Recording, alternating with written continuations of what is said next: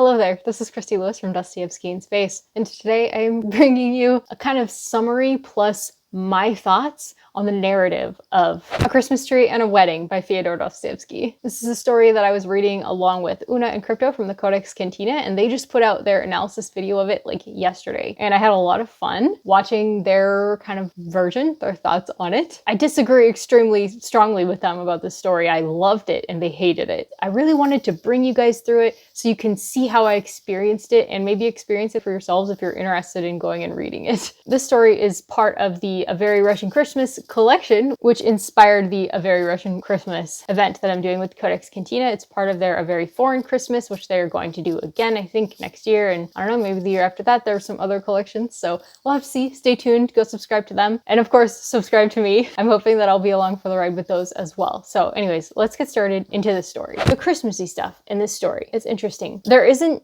much about the Christmas spirit in this story. There are Christmas trees mentioned. It's in the title. There's Christmas trees in a lot of the Russian Christmas stories that we've been reading this month. This story, unlike, Christmas stories that you might expect coming from, an American Christmas story type expectation, this has none of that. This is actually taking place on New Year's Eve. It's very traditionally Russian in that it's not happy. Yeah, no. Dostoevsky is really showing what life is like in Russian society at this time, which is something that he always does. And this story is surprisingly unphilosophical for his style. Like normally he's so philosophical and he adds like religious touches and stuff like that. Not really that I could see in this story. This story is like almost purely psychological, which normally I don't love in authors, but because it's Dostoevsky, he adds this flair that I can't resist. Partly because this is really similar to Notes from the Underground, not similar in any way except that it's extremely psychological, so it kind of prepared me for what is not going to turn out to be a happy story. We start with a story. It's taking place at a party. Our narrator has been invited to this party merely out of politeness, and nobody at this party even has an inkling of what the Christmas spirit is. They're all there for the money. They're there to hobnob. They're there to rise in the ranks and gain influence with important people. It's really like a work party, essentially, even though it's supposed to be for the children. There's the New Year's tree, which is where kids take candy and presents and like everybody at the party gets a gift and stuff like that. Like the kids know how to party. The adults are just like all about the money. And this reminds me actually of another story that we read this month, which was The New Year's Tree by Mikhail Zashenko. Also has a party, also full of people who don't know what the Christmas spirit is at all. That one was set during the Soviet Union though, so they have an excuse because Christmas was outlawed at that time. At this time, Christmas is not outlawed. People just don't know what it is, apparently. So the adults are all there to hobnob. The kids are there for the Christmas tree. They rush to the tree. They grab all the presents. They are so ready to play, and all the presents are broken by the time they have even figured out who was supposed to get what. So I loved the children in this story, and so did the narrator. Yeah, he's like, the children are just so sweet. They don't pay attention to the adults' rules no matter how many times they've been told to do such and such a thing. The adults want the children to be just like them, to be trying to curry favor and be very polite and not act selfishly, and the kids are like, screw that. And also, this is very important for the story, the adults want the kids to start recognizing the ranks of everybody all around them, because you get gifts and other things like according to your rank at this party. I guess because that's how life is. I'm guessing that's what the adults are trying to teach their kids early on. So our narrator, let's start at the beginning with our narrator. That's kind of like the setting of what's going on in the story. Our narrator, he's just people watching. The narrator is not a nice guy. You know it from the very beginning. Like from the first paragraph, he's just dissecting everybody he meets. And it's kind of uncomfortable to watch, especially when he starts like dissecting the children psychologically. He likes just watching everybody. So he's like a video camera that gives you very creepy approximations of what's going on. And he's doing this all for his entertainment because he likes people watching. He's very entertained by what's going on around him. The first person he sees, he characterizes so great. I love this. Dostoevsky is fabulous with his characterizations, which is part of what really pulled me into this story. He says, his whiskers were certainly very fine, but he stroked them so zealously that looking at him, one might have supposed that the whiskers were created first and the gentleman was only attached later in order to stroke them. It's a little uncomfortable because this guy's stroking his mustache because he's got nothing else to do. He's also been invited, like this narrator, out of politeness, so he's got nothing to do. He's valiantly trying to look like he's having a good time, and he's not. And our narrator just thinks it's funny. Everything he describes, he's just like, this is entertaining. That's the service that people provide him. They entertain him. And then our narrator says, I was attracted to by another gentleman. That's how he separates the world, is people that he's attracted to and wants to watch. He's attracted to their psychology. He's attracted to the promise of entertainment that they provide him. This person that he's attracted to is Julian Mastakovich. I am Frau Blucher. Julian is the villain of the piece. He's an absolute bad guy that you love to hate. And you can tell that he's the honored guest at this story because everybody is really trying to talk to him and curry his favor. And the narrator says strangely, I felt as it were frightened in the presence of such a personage. And so, after admiring the children, I went away into a little parlor which was quite empty and sat down in an arbor of flowers which almost filled up half the room.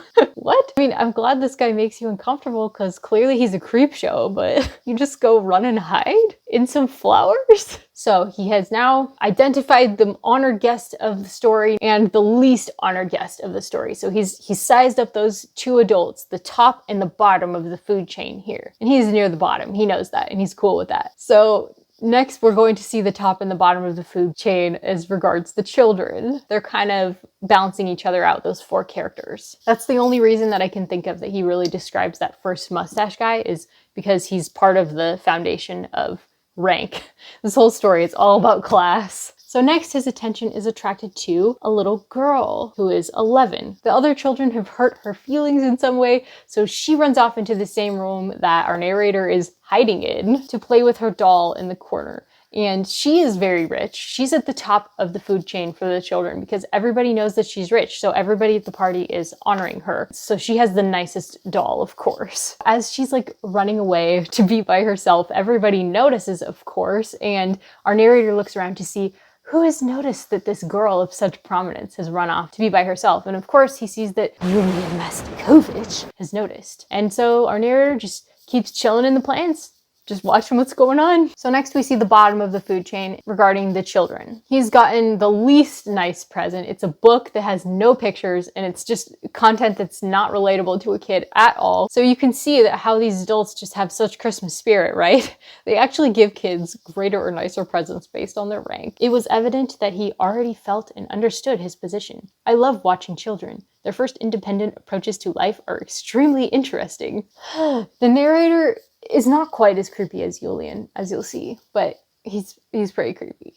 It's not like he cares about the children and is excited to see them develop into their own individual persons. He's just like, oh, this has a promise of entertainment for me. Watching children is fun. He's like a peeping Tom. It's just weird. Anyways, this boy has been told to leave everybody else alone. He's like the least important person here. So just, go play by yourself. Don't bother anyone. So he goes off in the corner and starts playing with the girl, with her doll. And they're just having a grand old time. And you know what? They don't care about rank because they're kids. They want to play together because they're like the outcasts of the party at this time, or at least they feel like that. And it's really cute and heartwarming. See, they're making friends. Well, guess who comes to ruin that? It's Julian. Julian appears and he doesn't see our adult hiding in the flowers, and neither do the children, it seems like. It seems like nobody has seen our narrator hiding in the flowers. Our narrator is in the perfect position to overhear Julian talking to himself. And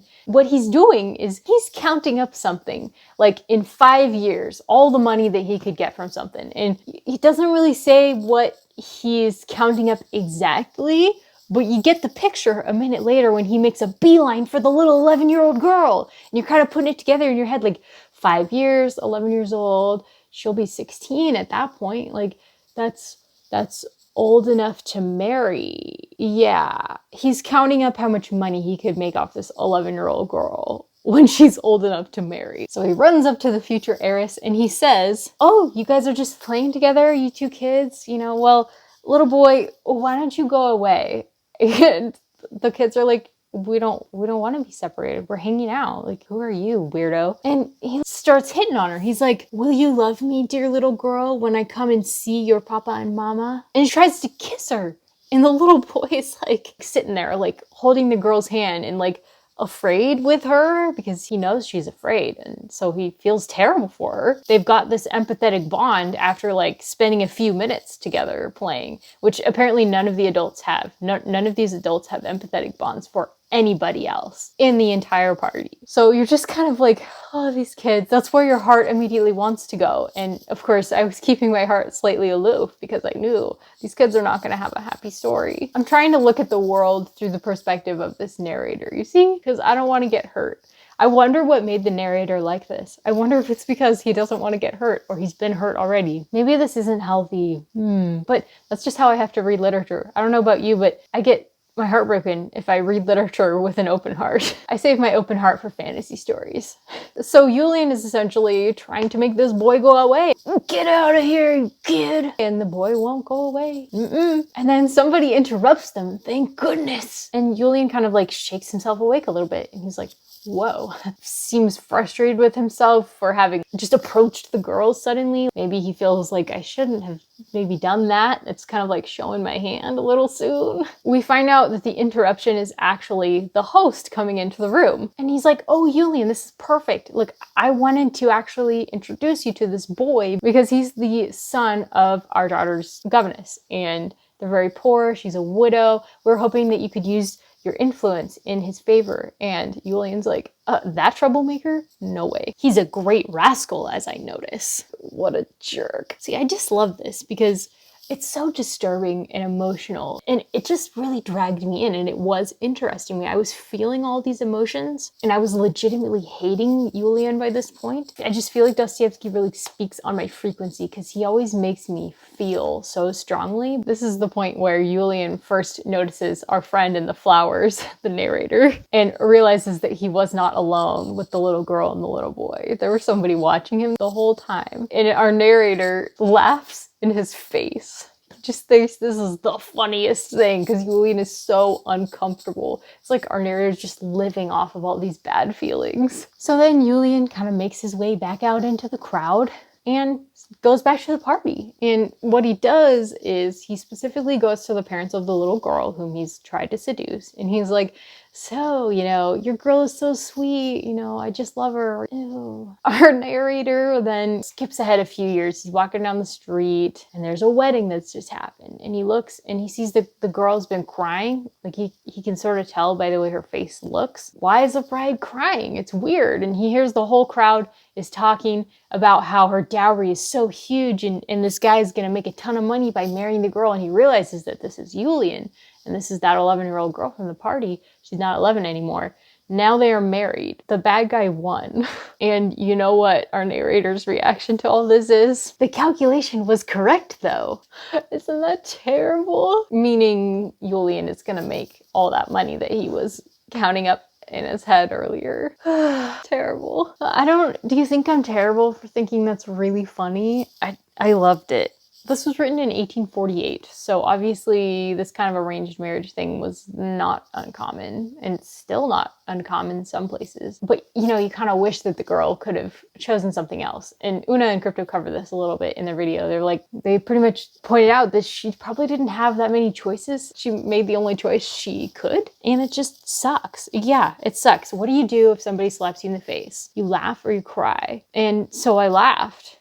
Don't think I'm terrible. I laughed at the end of this story. What else are you supposed to do? Clearly Dostoevsky doesn't want you to sit there and cry. I don't know, maybe. It was a story that starts off with a Christmas tree and a wedding. With a title like A Christmas Tree and a Wedding, I guess he kind of is setting it up so that you would think it's maybe going to be a happy story, but that's false advertising if that's the case. So I think this story was the most interesting by far, minus the Gogol story, which I will talk about in another video very soon. This story is just so absurd. I really enjoyed it. I hope you'll check it out. I have it linked down below for free, and also I have the Codex Cantina's video linked down below for free, so definitely go check those out. And stick around if you want to hear more about Dostoevsky. He's one of my favorite authors, along with Flannery O'Connor and a few others. If you liked this video, please do give it a thumbs up and subscribe if you want to see more from me. And if you want to be notified anytime I make a new video, hit that little notifications bell off in the corner. Thanks guys. Bye bye.